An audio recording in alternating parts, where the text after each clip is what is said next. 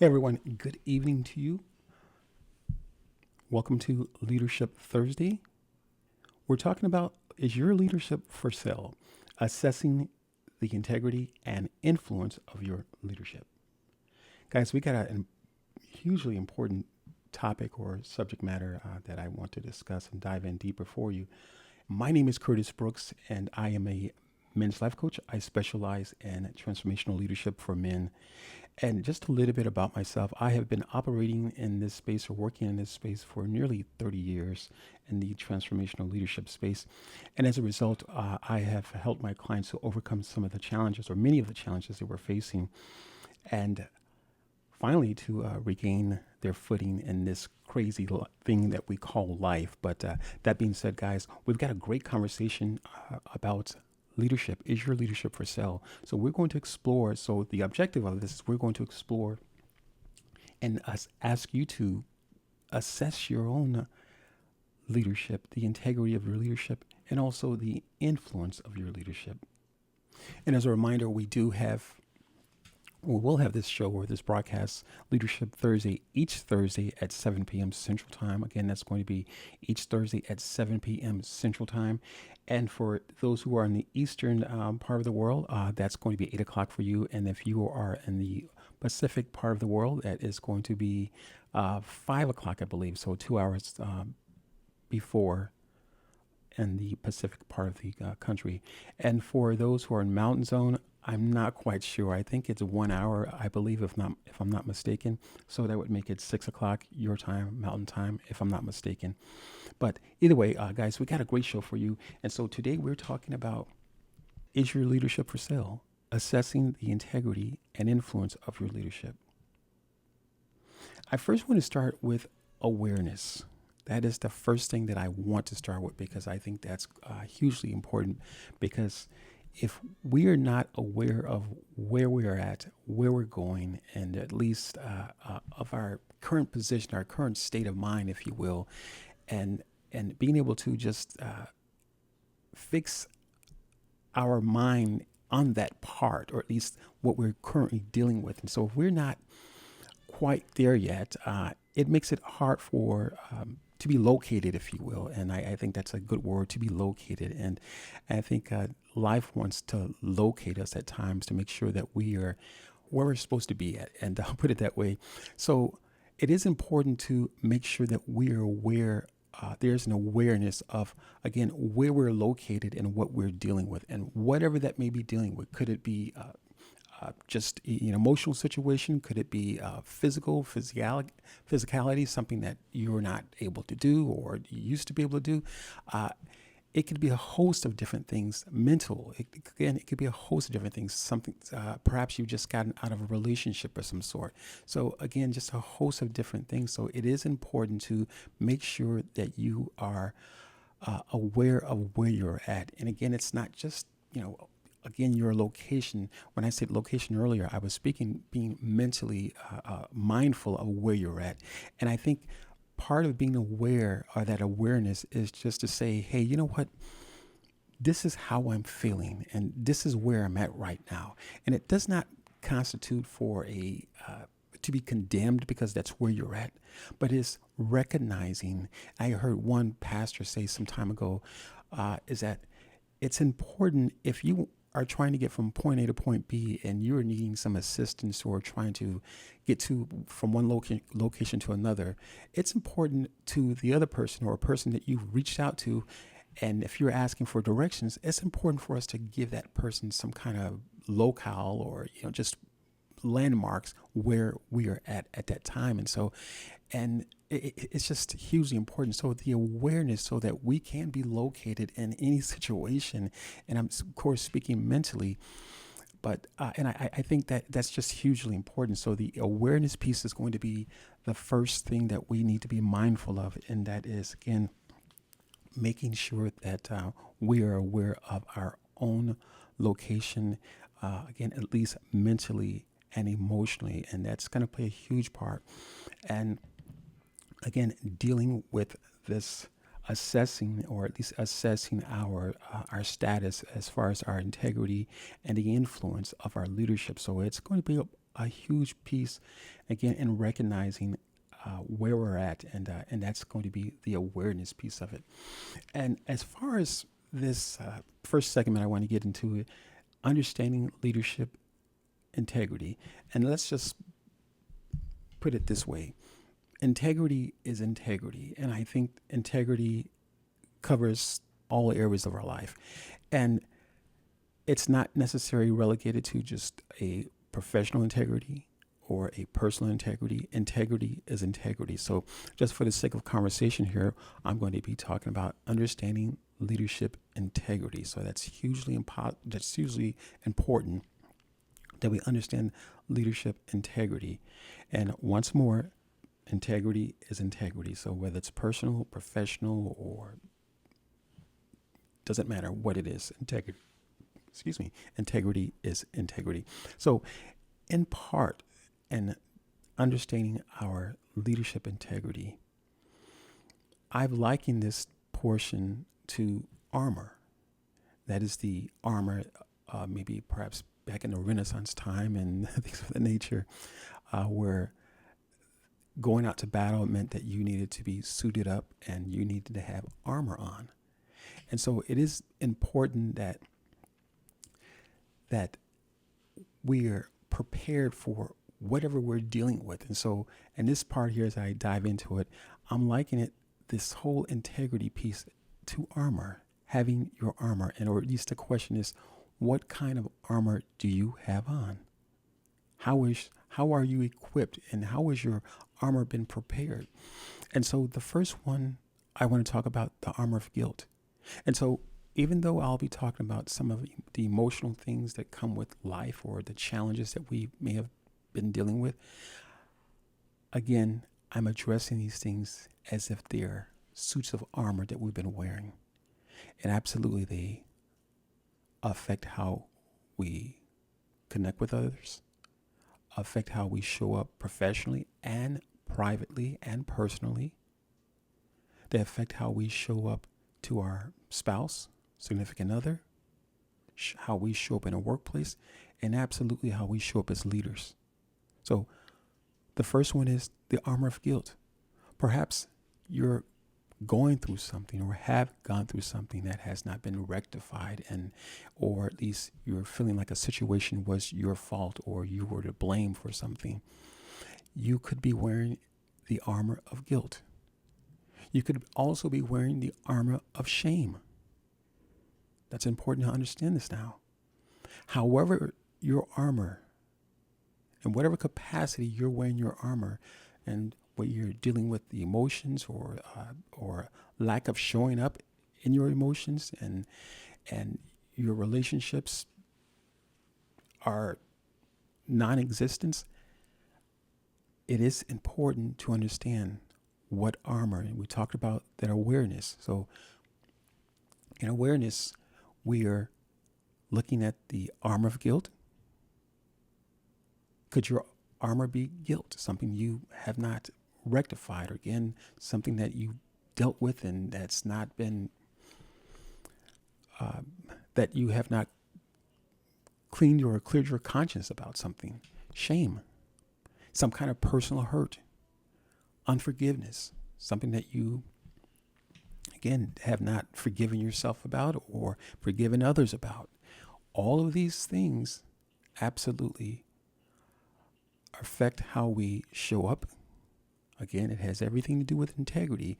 And commonly we can say these things don't, because I think that's just kind of how the way the world looks at it, that these emotions and different things, or past hurts and traumas and things that we may have dealt with, that these things don't affect integrity, or that they have nothing to do with integrity. They may not necessarily have a direct correlation with integrity, but there's an indirect correlation or connection with integrity. And so somehow, whether it's directly or indirectly, somehow when our armor is damaged, it absolutely shows up in integrity, to the point where it makes us less integral. It opens up doors, so to speak. So more of this armor could be trauma. You could be wearing some kind of trauma outfit or the trauma armor. No support. Sometimes when we're venturing out to do different things, we can feel like we're not supported. Your armor could be passivity, handling things with kid gloves on a lot of times. And sometimes there are things in life where we just need to knock it out the park. We need to just to deal with it. But your armor could be passivity. Another person's armor could be loneliness. Yet another person's armor could be that they're not feeling that they're qualified for a particular job or to have a particular discussion. Another person's armor could be low self-esteem. Yet another could be lack or no confidence. Secrets, that's a huge one. Things that we're holding on to that appear to be hidden for us, or at least we're hiding from our spouse or our significant other, or something that we're holding on to that may have happened when we were younger. Again, we're holding on to it as a secret. These things, absolutely, every one of these armor outfits that I've just mentioned to you, again, the armor of guilt, shame, hurt, unforgiveness, trauma, no support, passivity, loneliness, not feeling that you're qualified, low self-esteem, lack or no confidence, the secrets, all of these different armor outfits, they will absolutely show up in our integrity, making us less than integral, if you will. And so it is important that we make the connection with where we're at. As I mentioned, this awareness. Perhaps there's unforgiveness that you are dealing with. Perhaps there's a trauma, or again, as I mentioned, no support, or any one of the armor outfits that I just mentioned to you, by name. And again, this is definitely not an exhaustive list. So understand that this is not an exhaustive list. So whatever outfit or suit that you're showing up in, it can absolutely affect how we show up as leaders. And yet the desire is to be integral or to have integrity. But when we're walking with these different things or trying to do life as it stands and handle day-to-day affairs, whether you're in a personal space or whether you're in a professional space, when you're working and walking with this armor on, these armor outfits on, it makes it hugely difficult to show up as integrity as a leader. And now I want to read to you the definition of integrity. And I did this for a reason, because I thought it would have more of an impact. Just again, reading the different armors or types of armor that absolutely, again, be it indirectly or non-directly, how they affect our integrity. So here's the definition of integrity. Integrity: adherence to moral and ethical principles, soundness of moral character, honesty. Yet second definition is the state of being whole, entire or undiminished, to preserve the integrity of the empire.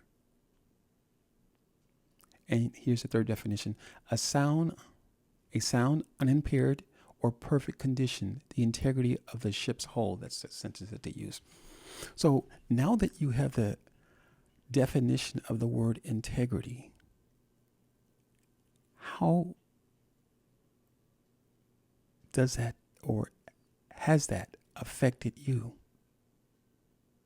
How has what you might be dealing with or what you've dealt in the past, how has that affected you?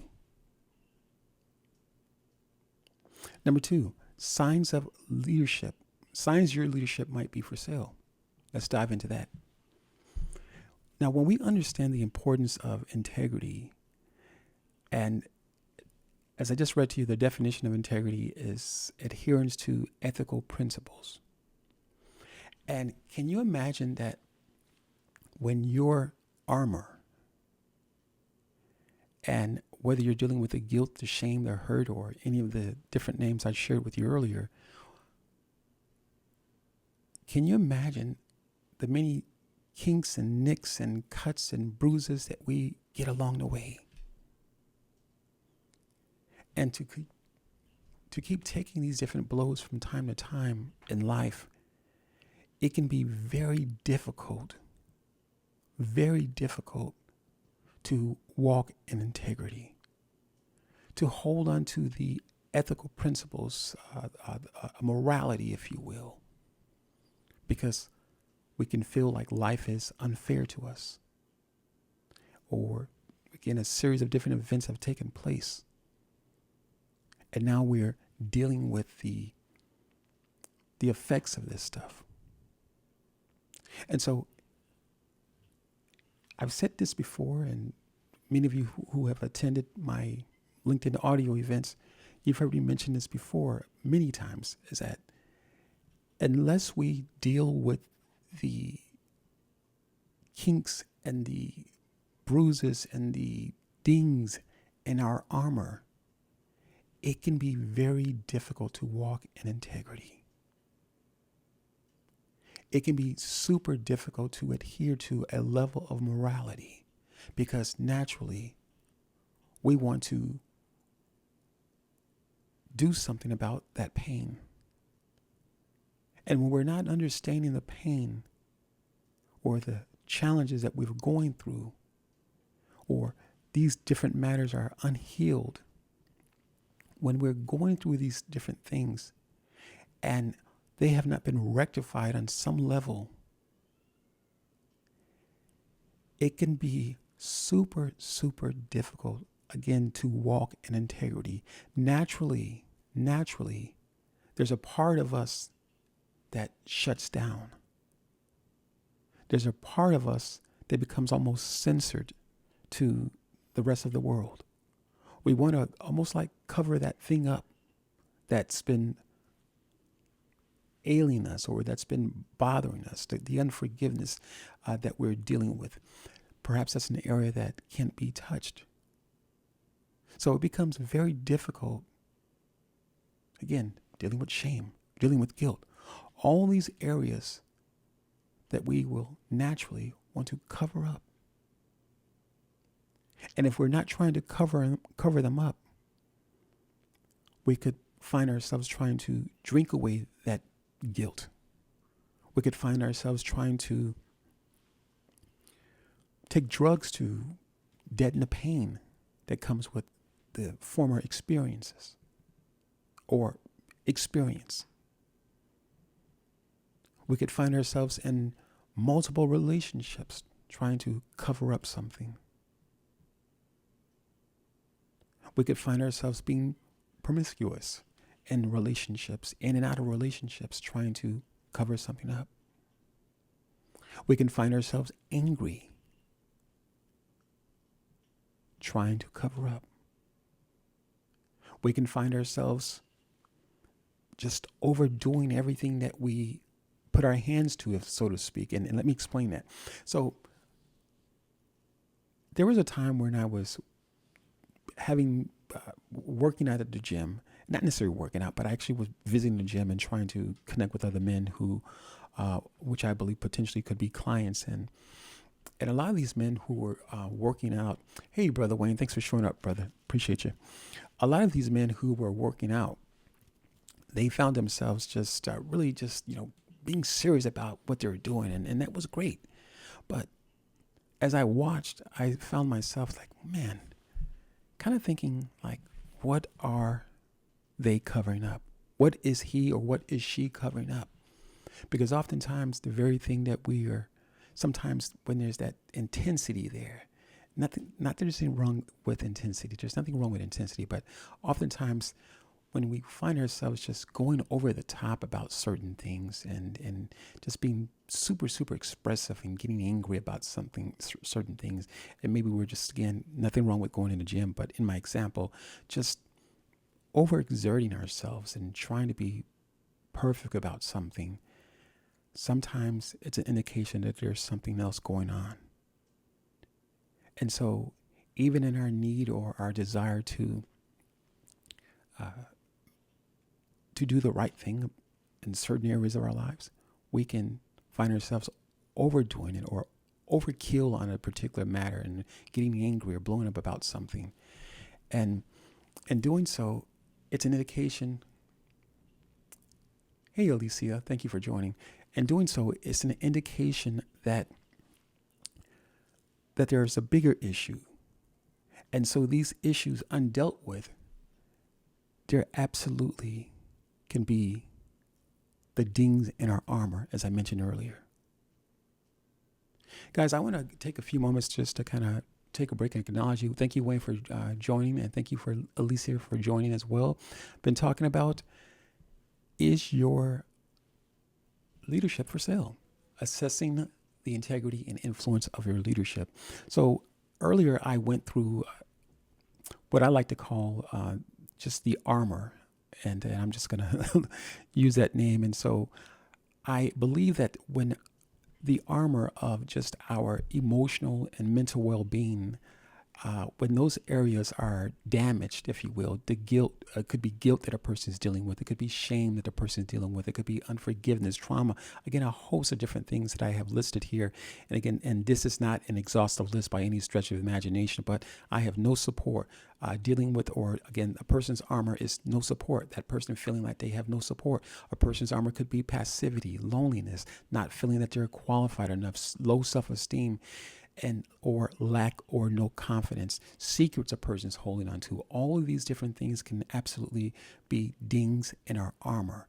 And so when these things are what I call dings or bruises or cuts or massive areas that we're dealing with within our armor, it becomes very, very difficult to walk in integrity. Because as I mentioned earlier, naturally, as human beings, we want to try to fix that. And I'm going to put this before you because I think some of you may have seen this before, where you've seen there were maybe looked at a sentence and it was done intentionally, but just to show you how the human mind will fill in a space or put a letter there. If a word is misspelled, the human mind will automatically put a letter there, the correct letter in there, or try to correct something that is misspelled. And so we will automatically do that. And it's the same way when we're dealing with the guilt, the shame, the hurt, all these things that are related to the imperfections in our armor, the things that we're dealing with. We have a tendency to try to cover those things up. We could cover those things up by drinking too much, having alcohol, just excessive amounts of alcohol. We could cover those things up having promiscuous relationships or excessive anything. It could be drugs. Again, a host of different things that an individual could be doing, trying to cover that thing that's missing. Much like the missing letter in a particular word, we automatically will try to fill that letter in or put that letter in that missing space. And so we've been talking about integrity. I gave you the definition of integrity and adherence to moral and ethical principles, soundness of moral character, honesty, the state of being whole, the entire or undiminished, to preserve the integrity of the empire. Again, these are just definitions that I had obtained from dictionary.com. So again, when we understand the definition, we can know what we're working with. I also mentioned awareness, being aware. That is the first thing before we can look at or get to a place where we're understanding the armor piece of it. We have to be aware. We have to be aware. We have to be in a space of awareness of what we're dealing with. And a quick story here. A couple of years ago, I was sharing with my wife that when I was younger, I didn't know I was poor. I didn't know I was poor. And this is not my mindset, but that's where I was at. My family was at. And so because I didn't know we were poor, I found myself in a place not actually being actively working to change the situation. And so the reason why I mentioned that, because it's about awareness. You cannot change what you're not aware of. And when you make yourself aware of something, then you can put into action the remedy, the solution, or to seek out a solution for what you're aware of. The imperfections, or again, if you're, as I mentioned earlier, if your armor is guilt, if that is the armor that an individual is wearing, and they're not aware of that, it can absolutely be a less than integral move affecting our integrity, if you will. All of those different names that I just mentioned. So if you're wearing the armor of shame, hurt, unforgiveness, again, the list goes on and on. And obviously this is not an exhaustive list, but if you're wearing this armor and you're not aware of it, it becomes difficult to change what you're not aware of. Majorly difficult to change what you're not aware of. Signs that your leadership might be for sale. This is an easy one, because when there is a door open, spiritually, I'm speaking spiritually, because when there's a door open, the door open could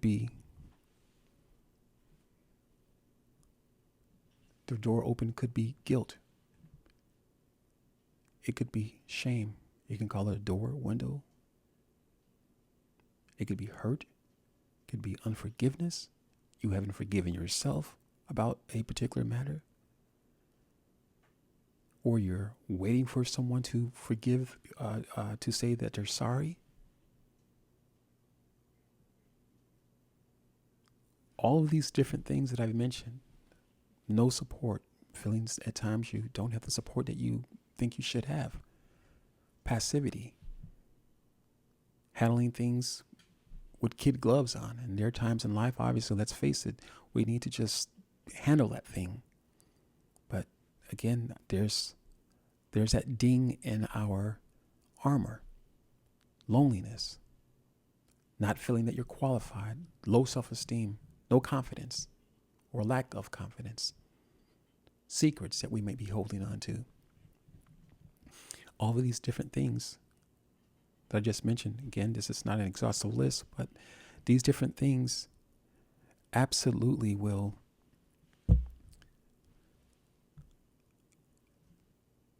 leave doors open. They are indications that a door is open. And so the question is, or the statement is, signs your leadership might be for sale. And so when these doors are open, it makes it super easy for an individual to come in and entice us with the very things that we're having trouble with. It makes it very difficult for us to fill our role as a father, as a mother, as a leader. Now, let's understand now, leadership is not just for business. I know we commonly speak of leadership in the professional and business space, but the first time that we show up as leaders are in our respective households. That's the first place that we must show up.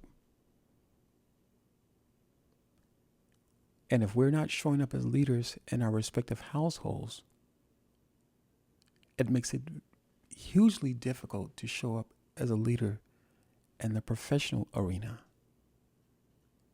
It makes it hugely difficult to not have your leadership for sale.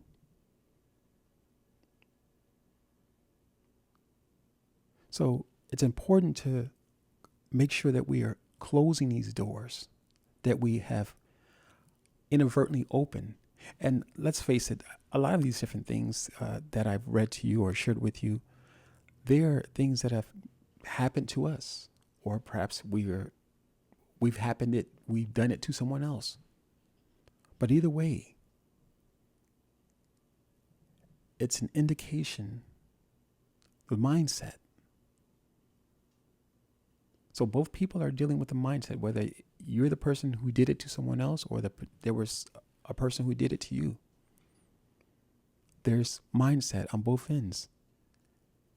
And so when the mindset is obscured, if you will, or by some obstacle, being the guilt or the list of names I just shared with you a few different times, when the mind is having difficulty circumventing those different things, your leadership might be for sale. Because this is exactly how the opposition, if you will,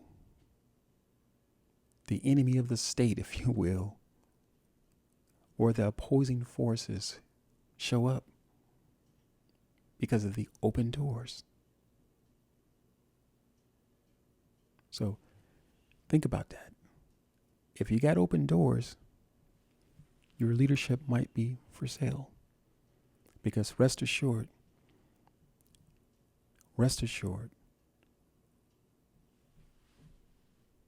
if I were this evil person and I knew your weaknesses, I would have a blast with you. Much like the forces to be clearly understand some of the things that we're dealing with. And sometimes these forces are used by people. People will inherently share different things with us. They will press buttons or trigger us in different ways. And so as a leader, that might be a sign that your leadership might be for sale. So until we close these doors, and more specifically, I'm talking about healing, until we close these different doors that we've allowed to be open, and in most cases, the person that you might be dealing with, they may, in most cases, have nothing to do with the very thing or the ding that you, or dings that you may have received in your armor. And I know I read these different things, or I call the dings in our armor individually, but some people could be dealing with a host of different dings altogether, multiple dings. It's not just one situation, but they're dealing with several different things. And it can become hugely difficult, again, to show up as integrity, assessing the influence of our leadership. How do we do that? I think it's important for us to ask ourselves questions first.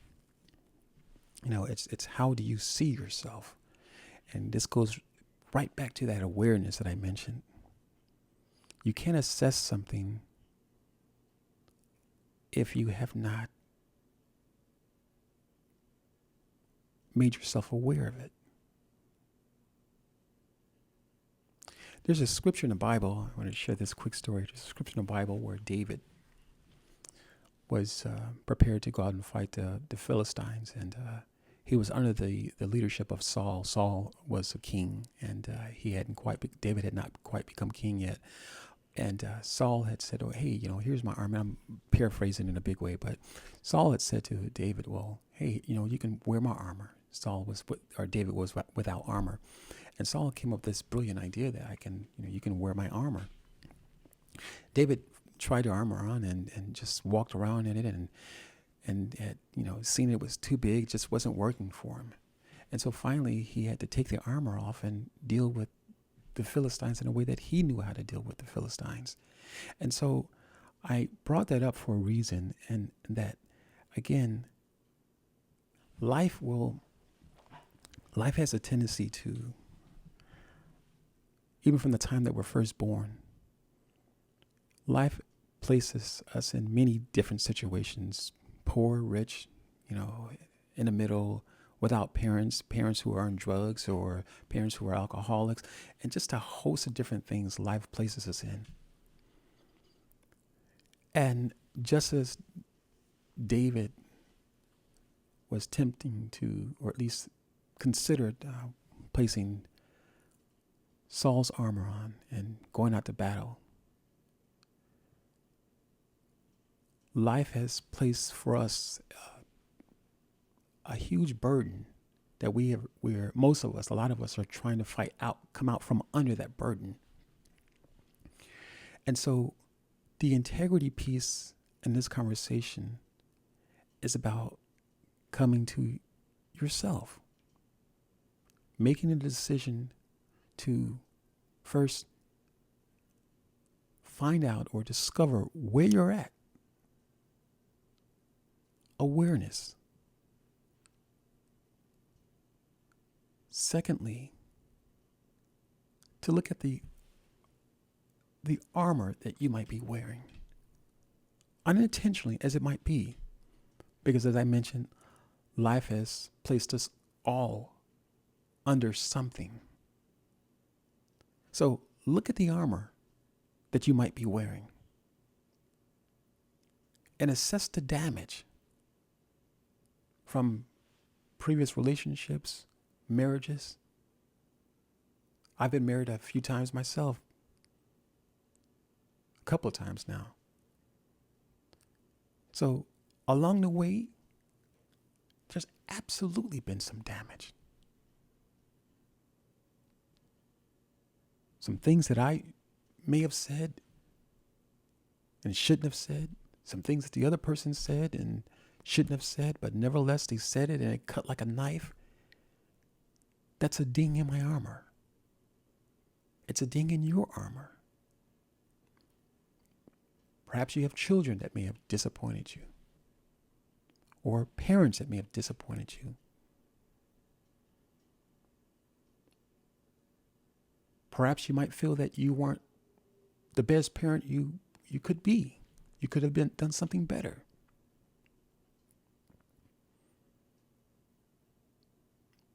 However the situation might be, whatever you may be dealing with, secondly, assess the damage in your armor. Because if you've been born and you are living in this world, there's been some damage. Thirdly, look at your influence in your leadership. Because if you're wearing this armor and the armor is dinged up with a host of different things that, again, that we're maybe dealing with or have not dealt with, you best believe that it's going to influence your leadership. Best believe it's going to influence your leadership. So it's important to assess the damage, not only in the area of your integrity, because as I mentioned in a previous audio event, the word integrity is whole. It is a whole number, or integer, I should say, is a whole number. And integrity represents whole, a wholeness, something that is complete. So if we're not aware of just where we're at in this life, or what we're dealing with, or what we have not dealt with, just as I shared with you earlier, the story about me not realizing that I was poor. And as long as I did not realize I was poor, and it really, I was definitely poor, but it was more so me not wanting to recognize it, to deal with the reality of it. But I've since passed that mountain, if you will. My point is that as long as you are not aware of where you're at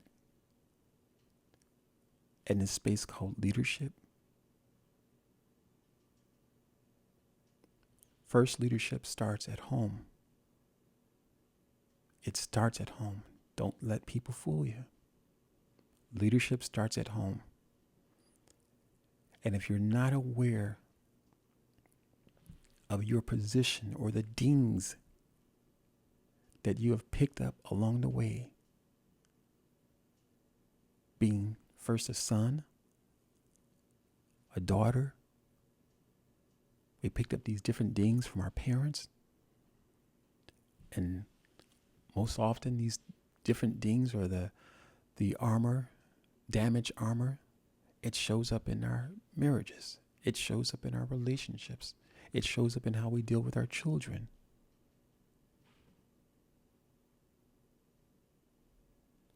So if we are not aware of these different things, as I stated earlier, me not being aware of my poverty, where I was at, I took no action because I had not accepted myself for being poor. I mean, let's just face it. I mean, the reality of it is that if a person doesn't believe they're sick, how often are you going to get them to take medicine? They may be physically, and you can see that you're sick, they're ill, but if they don't believe that you're ill, the likelihood of that person taking any kind of medicine to heal them is very high. Very high. Versus a person who recognizes that, hey, I've got this little issue or some issue that I need to deal with. I went to the doctor and the doctor said, or the doctor prescribed this medicine, this cough medicine or whatever the case might be. So the person who is aware of what they're dealing with or their current mindset, position, where they stand in the level as it relates to integrity, as it relates to the influence, their influence in leadership, the person who is mindful of these different things, they're more apt to make the correction, make the adjustment, as opposed to the person who doesn't believe that they're poor. As opposed to the person who doesn't believe that they're sick, you're less likely to take the medicine. So now that we've talked about assessing the influence of your leadership, we've talked about the signs that your leadership might be for sale. We've talked about understanding leadership integrity. I did mention that. I think you guys may have come in a little bit later, but I did mention that even though it says leadership integrity, integrity is integrity. So we don't want to, get caught up with the minor details of certain things, but integrity is integrity. So personal integrity is absolutely important, whether you're at home or whether you're in a professional arena or space. Integrity is integrity. So that level of integrity, if we're doing it at home, in most cases, we're in most cases we're going to do it at doing it on the job.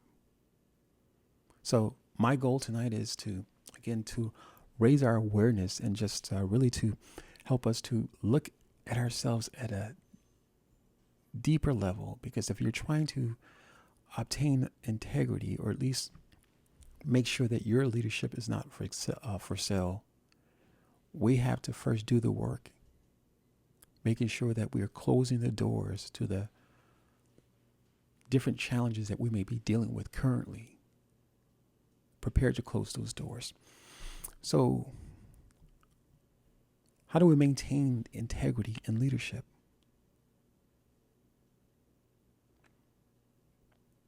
First, maintaining integrity in leadership is understanding that adversity is part of gathering integrity.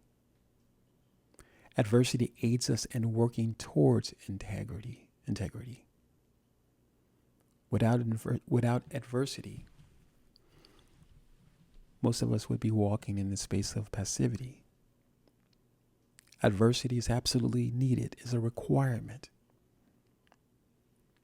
If you've never worked out in life, If you've never pushed a weight, bench pressed anything, leg weights, whatever the case might be, life and the adversity that comes with it, that's going to give you a workout for sure. But know that adversity is absolutely instrumental. It's needed. Adversity helps to build resistance as we're working our way to this place called integrity. It's important to understand that we need the resistance. We need the pressure. We need the no's in life, the refusals.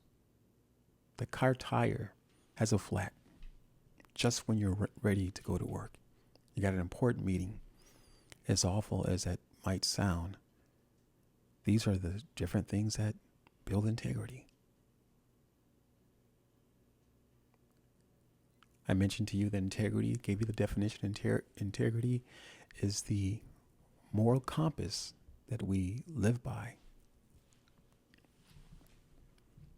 A moral code, treating your neighbor as yourself. And again, the first definition I read of integrity says adherence to moral and ethical principles. So integrity has to do with morality.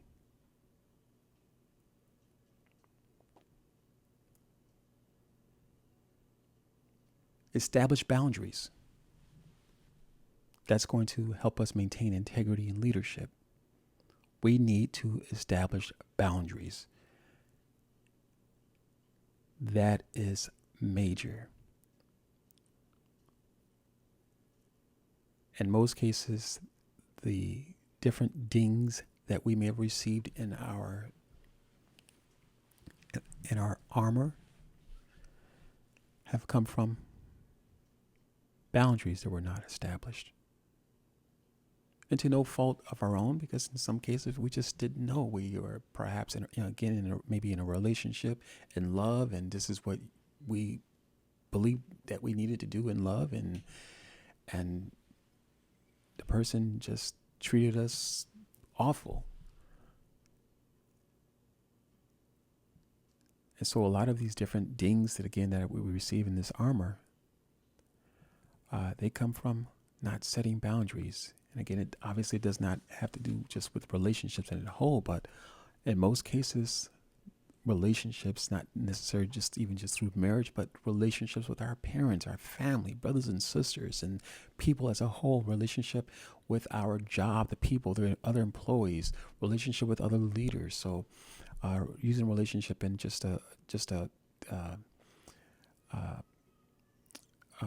in a broader term, I should say. So it is important that we establish those boundaries for these different relationships. That's going to help us in minimizing the dings that we are receiving in this armor of ours, and again help us to maintain the integrity as it relates to leadership. And one of the things I'm going to add this to here, one of the things that I had in my time with studying this and getting prepared for this conversation is that many of us, I think we discount peace. That's peace, P-E-A-C-E, peace. We discount that, I think, in a lot of ways. We don't understand how powerful it is. I think that peace is hugely important in our journey to integrity. It's so important because, and this is kind of what was given to me earlier, that we have a relationship with someone, again, either on a job or marriage or significant other. And it's interesting how in life that when you meet someone, it's fun. It's, great times. You're, happy for all intents and purposes. You're happy. And then months later, you find yourself, I like to call it a 3-month period, you find yourself in a place where things seem like they're fading, if you will. And and there's not a whole lot of noise, but it's noisy. If that makes any sense. There's not a lot of noise, but it is noisy because it's the internal noise that we're making. And so what I discovered is that much like maybe you have heard that the body heals itself. I believe that 100%. Absolutely, I believe that. And I believe that God uses peace to heal us. Because when these different relationships that we have with people, again, even on our job and again, significant other through marriage, the peace comes for a reason. Because in the peace, it often stirs up the very things that we are not ready to deal with, or through our selective memory, or just our selection of what we wanted to deal with and not deal with. These things sometimes can feel like we've intentionally pushed them away, pushed them back. But it's interesting how a lot of times the challenges that we face in life, they show up in peace. Right when things were seemingly going so wonderful, they show up in peace. I want you to think about that, because it's intentional. The body wants to heal itself. The kinks that you and I might be dealing with, they're ready to be smoothed out in peace. They're ready to be repaired in peace. But before then, in most cases, it's been a lot of noise that's been made. And it can be difficult to find where we're at, find our own location, so to speak. But when the peace shows up, rest assured, that situation that you're pushing back, again, could be the secrets, it could be the guilt, it could be the shame, or just a host of different things. Those things will show up appearing to be at the most inopportune time. But the body is designed to heal itself. So when it gets a moment of peace, the stuff comes up so that you and I can talk about it. So you and I can say, I am aware of that, and begin to do the work and work our way, take this journey towards integrity.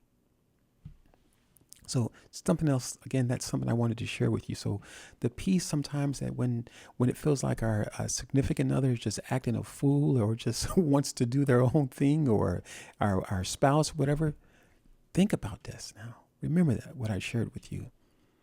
Sometimes it's not about them as it is about what needs to be dealt with. So the body wants to heal itself. So another thing is emotional fidelity as opposed to infidelity. It's important for leaders to have emotional fidelity. And give me just a moment here. I think I can find a definition here that I used here a little while ago on emotional fidelity here. Let's see here.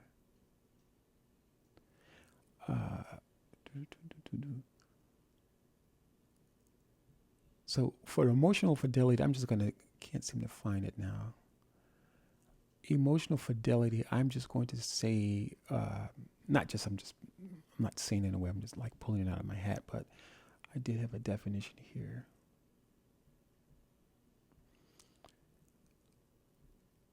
Emotional fidelity is adherence to your core values.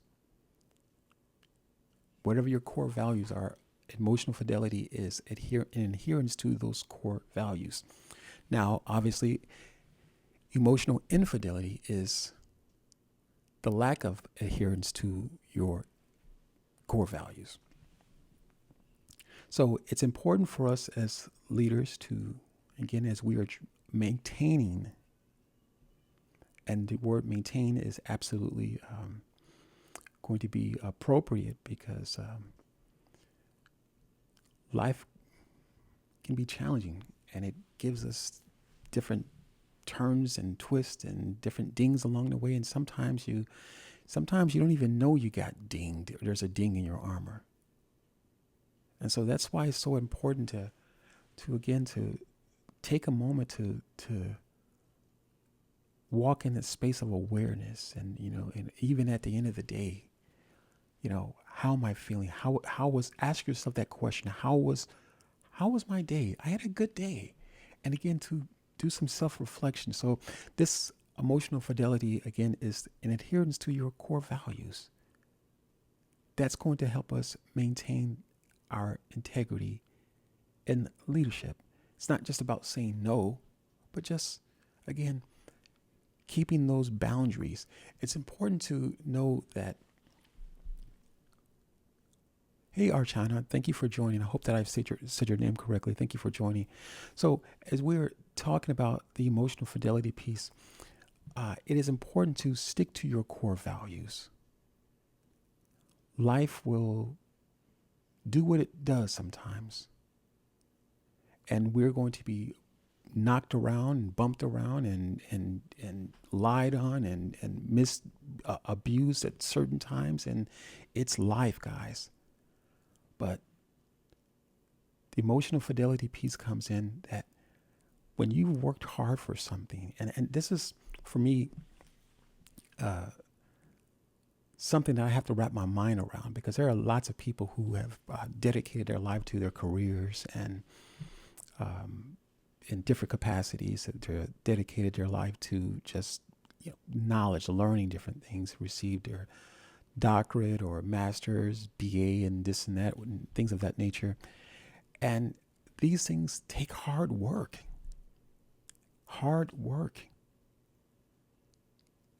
And there's a level of things, or you learn things, and it can be difficult that when life places challenges before you, how do you take your stand?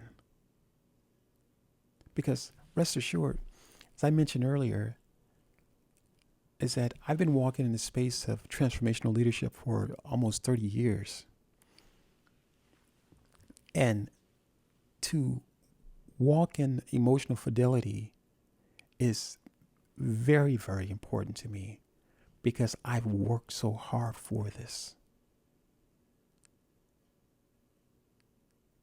So it becomes very difficult for me to just haphazardly give it away, or at least ignore something that I've worked hard for and not apply that knowledge to this particular situation.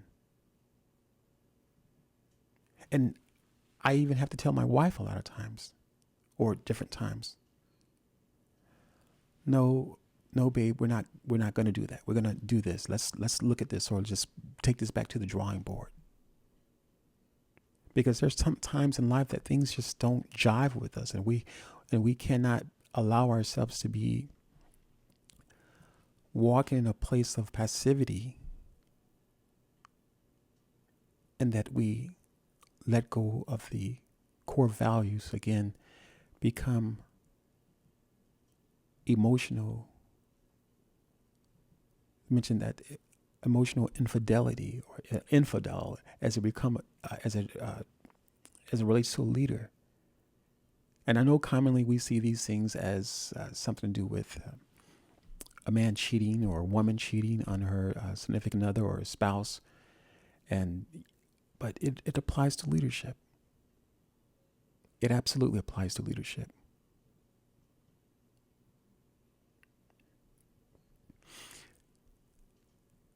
Maintaining integrity in leadership. We've got leadership is reconciliation. In my time in studying this topic here, I realized that leadership is reconciliation. As I mentioned earlier, Archana, you weren't here, but is that in life that we are all born with just a burden that has been placed on all of us. All of us have been placed under something, whether it's be poverty, lack of something, something missing, some kind of insufficiency we have been dealing with or have dealt with maybe a part of our lives. And so leadership is reconciling ourselves back to the place where God called us to be.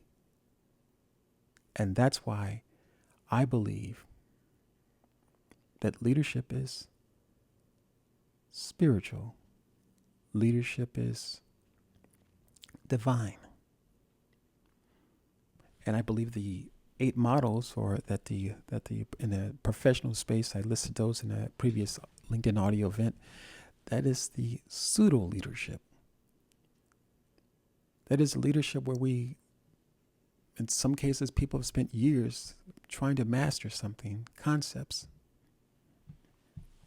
that you put on and you take off. That's not the leadership that I'm talking about. The leadership that I'm talking about is divine.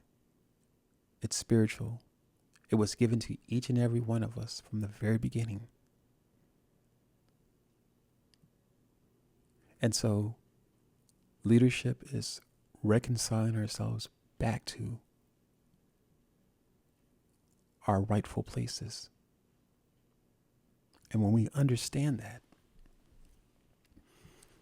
we'll do everything in our power to get back to that place.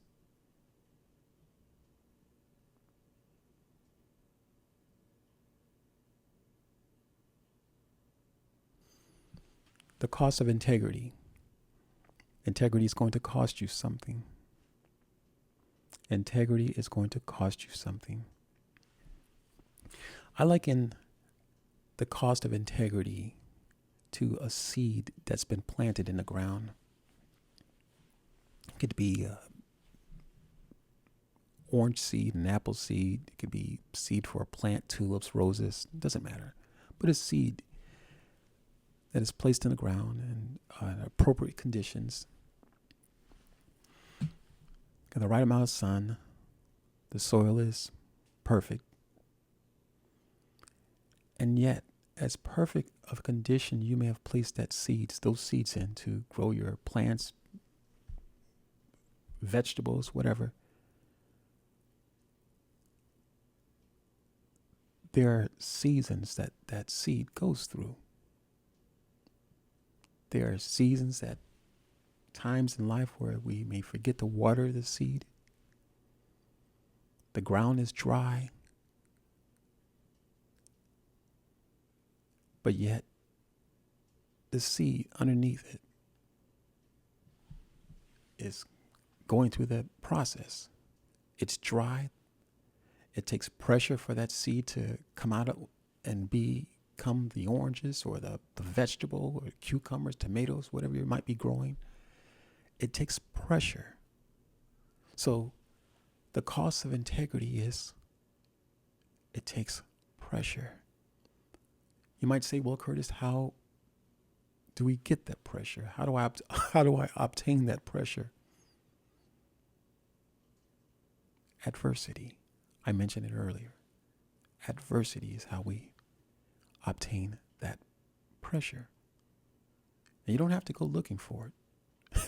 Trust me, you don't have to go looking for it. It has a way of showing up.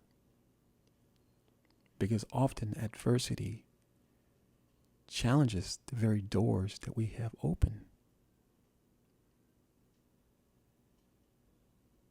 Adversity challenges the very doors that we might have open. And oftentimes those doors that we have open are the personal things that we are dealing with or have not dealt with. And we like to think sometimes that there's a personal life and a professional life. They're just mannerisms that we act a certain way in a professional space, and we act a certain way in our personal space.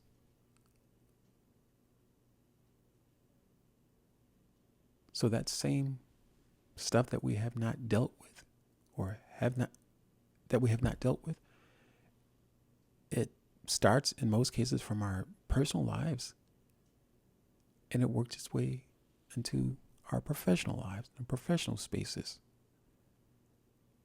So it's stuff that touches all corners of our lives, if you will.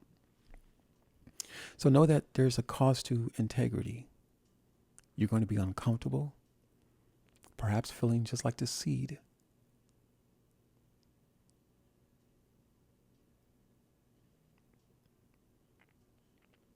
The cost of integrity is consistency, even through you being uncomfortable. There's consistency. And I'll be flat out honest with you. I wasn't always there. I was not always here.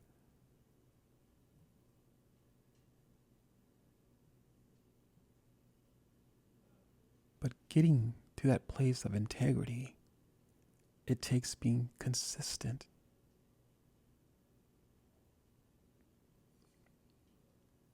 I like to say, and I've said to the past too, in working with different clients, is that even if you don't believe in God,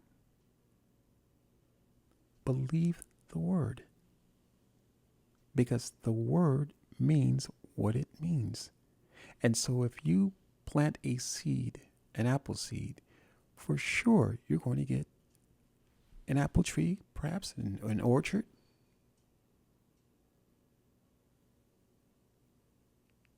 But you're not going to get anything that you did plant.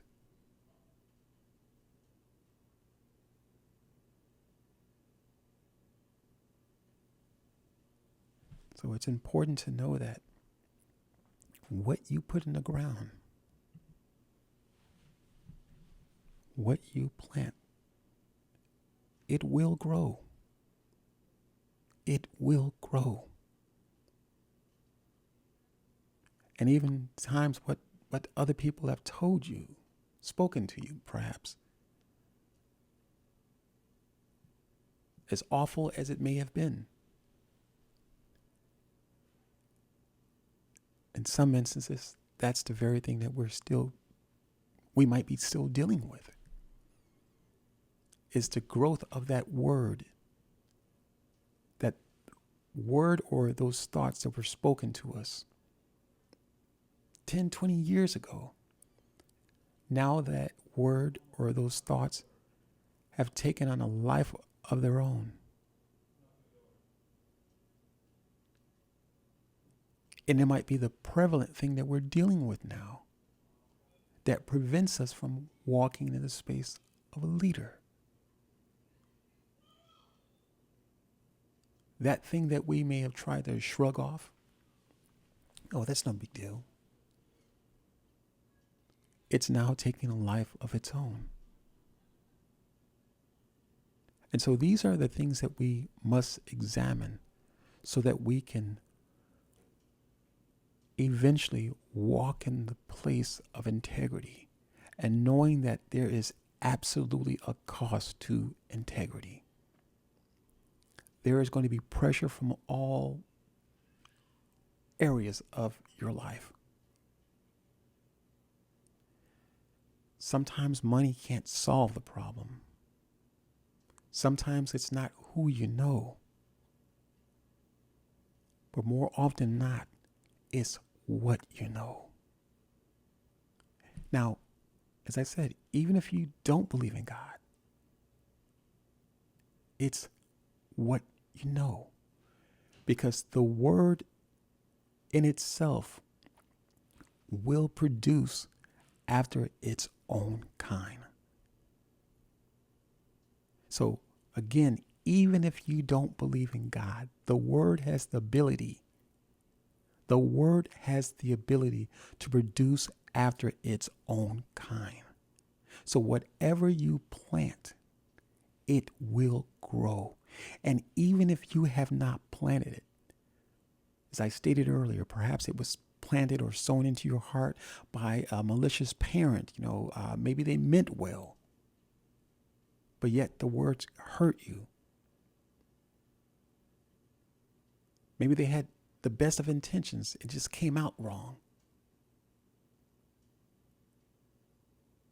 And now, because of our lack of understanding, maybe 10, 15, 20 years later, that seed or that thought has grown to something that ends up opposing integrity, a direct opposition to integrity.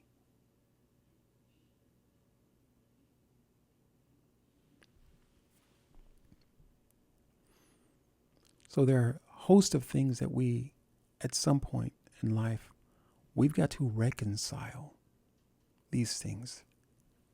There must be reconciliation. We've got to come to a place of peace within ourselves. Because as long as there's noise,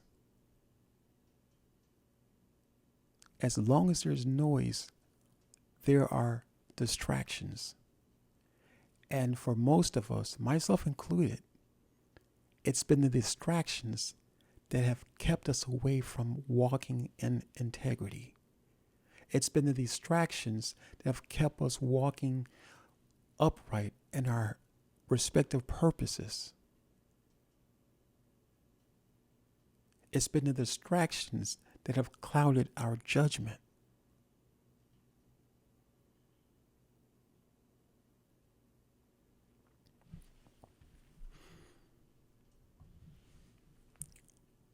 So, reconciliation to a place of peace.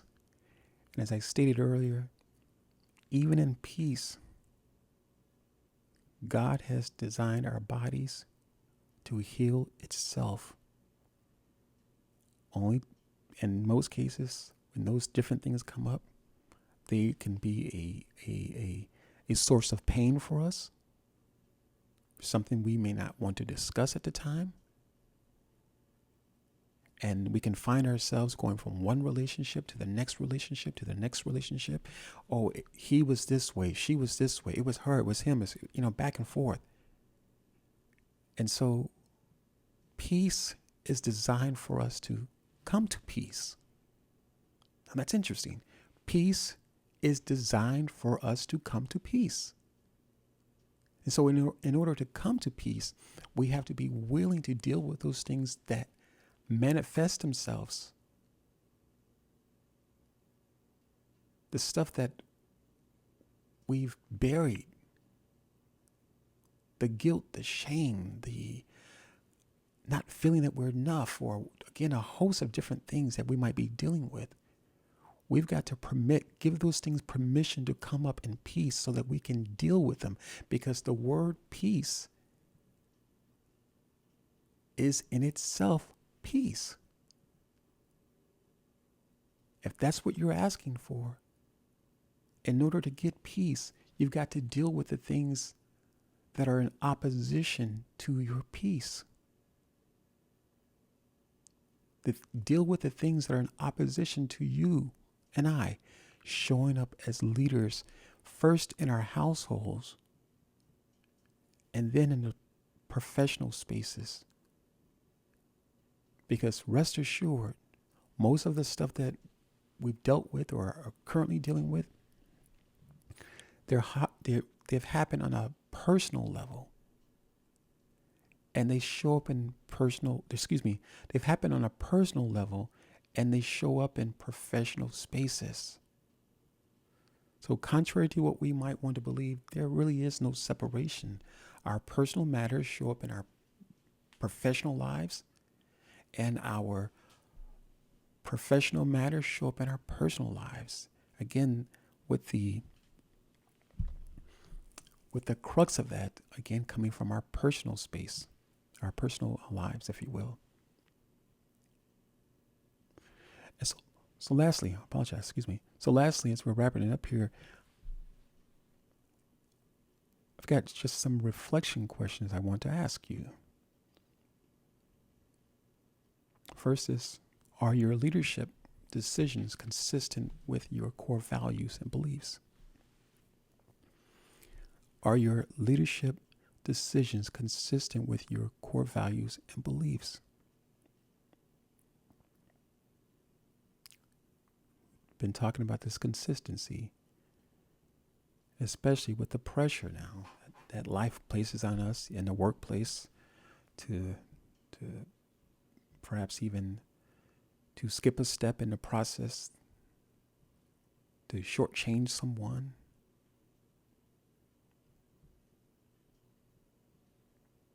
To not be consistent with our children. Because rest assured, how we view and practice integrity, it shows up in our children. Secondly, am I allowing external pressures to influence my leadership in ways that compromise my integrity? Hey, Joe, thanks for joining. Thank you. Appreciate you. So secondly, are we allowing external pressures to influence our leadership in ways that it compromises our integrity? Again, these are just things, questions I'm asking because we've got to do a mental assessment first. We have to know where we're at in this thing called life. Awareness is hugely important. As I stated earlier, I spoke of that I didn't realize I was poor as a young person. And years later, I would come into a reality that, wait a minute, I am poor. But through that awareness, it caused me to roll my sleeves up, do what I needed to do, and to change my situation. But prior to that, there was no awareness. And because there was no awareness, I was hugely inactive in that area of my life because I didn't believe I was poor.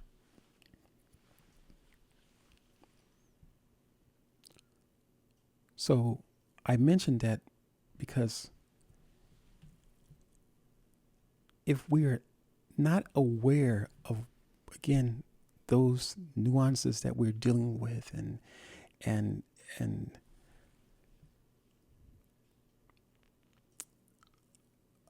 just the external pressures that come up in life, they absolutely affect our or compromise our integrity. They compromise our integrity.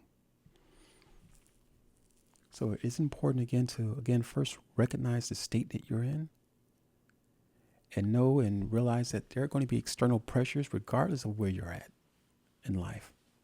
Pressure is a part of life. And because this pressure does show up, it has the ability to influence our leadership ability. It has the ability to prevent us from walking in integrity because of the external pressures that we are dealing with or have not dealt with. And oftentimes the pressure is not so much what the people have placed on us. Now think about this, guys.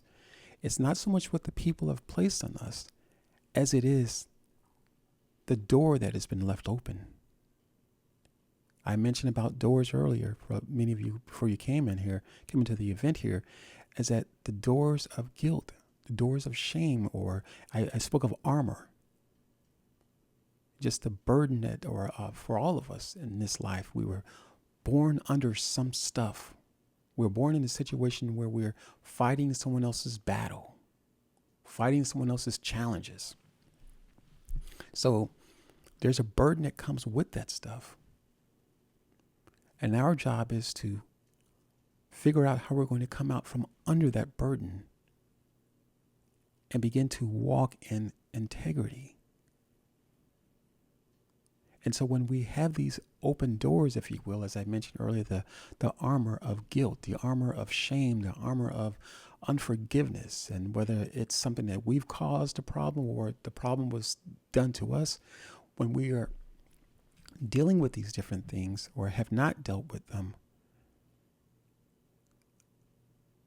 it's understandable that that when people present certain things to us, the pressure is then presented because of that, because of the door that's been open. So if the door is not open, it's difficult to be under pressure if the door isn't open. But if the door is already open, something that we have not dealt with, that's when the pressure comes in. Because the more we respond to the questions or the certain practices that are not walking in integrity, the easier it becomes to respond to these different things. And at some point, it doesn't become pressure. It's not even pressure doing it. It's just us moving farther and farther away from walking in integrity.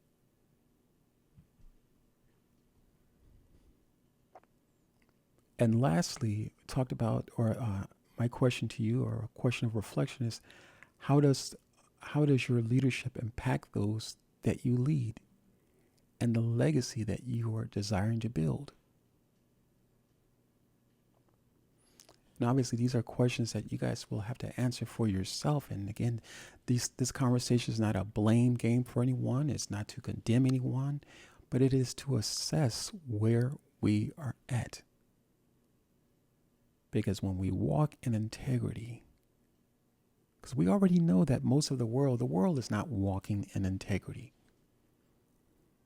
But when we are walking in integrity, or make the decision to walk in integrity,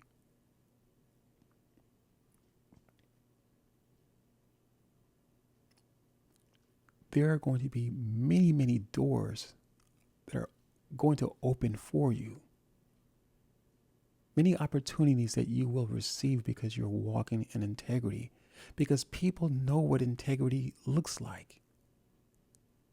We know what integrity looks like. So when we're walking in integrity,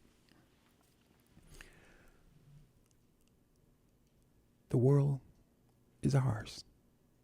And I use that it's not a free-for-all, if you will. It doesn't mean because you've obtained a certain place or a particular area in your life that there's a free-for-all, that you get to do what you want to do, dominate people and rule over people. No, because then you would be walking backwards. So the goal of this conversation has been to give you some nuggets that's going to help you assess your level of integrity, assess your level of an influence as regards to your leadership,